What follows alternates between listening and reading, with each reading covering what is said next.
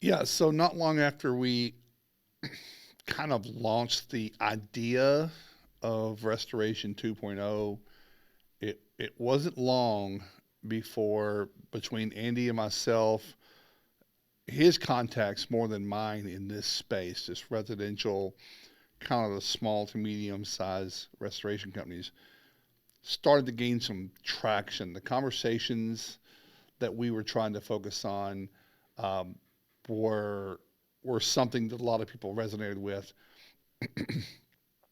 and they decided, hey, this is something. This is a breath of fresh air.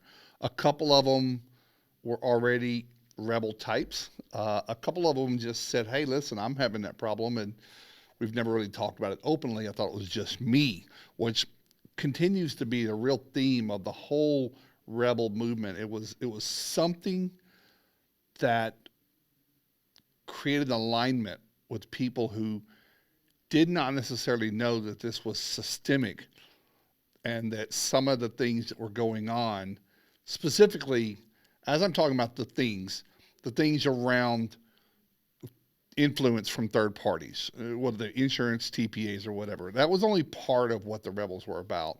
But that's the first thing. That's obviously the most emotional piece that got a lot of people really interested.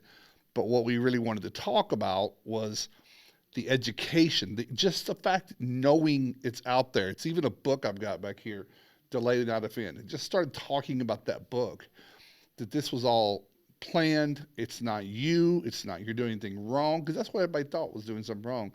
So it started to gain some real momentum, and it felt great. It felt great to have these united conversations in an industry that kind of felt like it was really pulled apart, dissected. Everyone, uh, the current environment and generation is not quite as collaborative as some in the past, and everyone saw everyone as a competitor. So just right away, there were some great wins and great losses. Great wins were, um, you know, just we started out LinkedIn, as I mentioned, and LinkedIn doesn't do a great job with groups. It's a forum, as a medium to have those discussions, but that's where we started.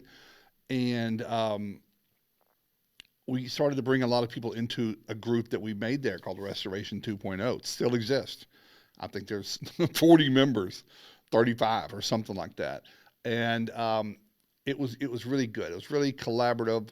A lot of us, the early genre, the early OGs, if you will, started having a lot of good conversations. I mean, much it started taking away our time, which was maybe if there was a bad thing in the early days, it was the time suck.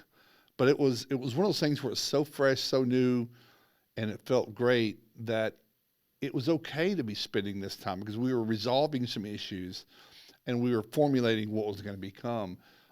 It was right around this time, not very long into the group of LinkedIn, that we decided that LinkedIn wasn't really the place. It was going to be Facebook. And that was a source of struggle and friction for some people because some people just weren't on Facebook and they certainly didn't want to be. It kind of felt like it was something that our kids did, right?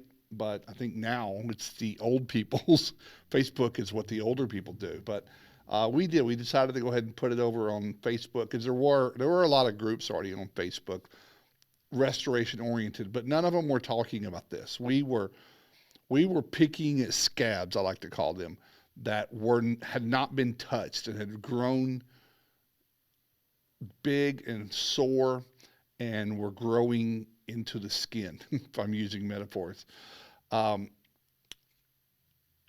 but this is right around the time where it became uncool to be part of the rebels if you got your business from insurance, being on a vendor program in a TPA.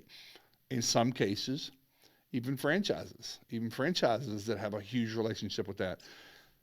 It was the very beginning that we saw, and it might not have been till later that year, till after our first summit, that we really saw the divide being as big as it was in our industry, which really just exposed.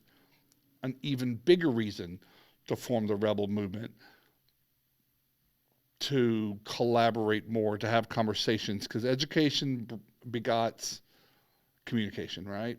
And so I'd say those were some of the early wins and losses for the rebel movement.